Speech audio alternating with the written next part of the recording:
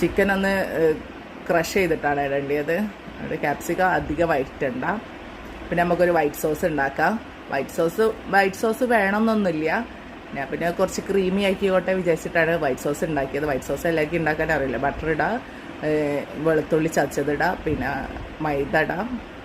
നന്നായി ഇതാക്കിയതിന് ശേഷം പാലൊഴിക്കുക. പിന്നെ ഒറിഗാനോ ഉണ്ടെങ്കിൽ ഒറിഗാനോ ഇടാം.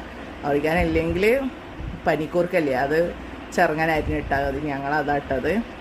പിന്നെ കുരുമുളക് പൊടി, ചില്ലി ഫ്ലെക്സ് ഇടാം. പിന്നെ ഒരു ബാറ്റർ ഉണ്ടാക്കണം, ദോശ പോലെ ഉണ്ടാക്കാൻ വേണ്ടിയിട്ടാണ്. മൈദപ്പൊടി, മുട്ട, പാല്, കുരുമുളക് പൊടി, ഉപ്പ് ഇട്ടിട്ട് ഒരു ബാറ്റർ ഉണ്ടാക്കുക മിക്സിയിലടിച്ചിട്ട്. എന്നിട്ടത് ദോശ പോലെ ചുട്ടെടുക്കാം.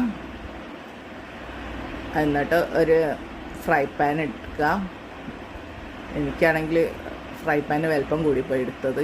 ഞാൻ വെച്ച് കറക്റ്റായി വിചാരിച്ചെടുത്തതായിരുന്നു.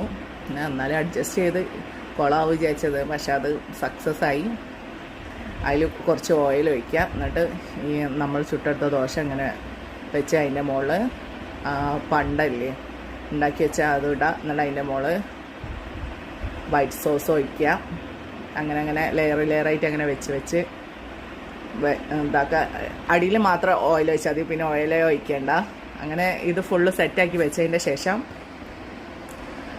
ചീസ് ഉണ്ടെങ്കിൽ വേണമെങ്കിൽ ചുരണ്ടിയിടാം കേട്ടോ. പിന്നെ സെറ്റാക്കി കഴിഞ്ഞാൽ 4 മുട്ട 5 മുട്ട ഇട്ടോ. ഇത് വലിയ ഇതായതിനെ കൊണ്ടാണ് 5 മുട്ട എടുത്തത്. 5 മുട്ട കലക്കി ഒഴിക്കുക. അതിലേക്ക് നേരെ ഉപ്പും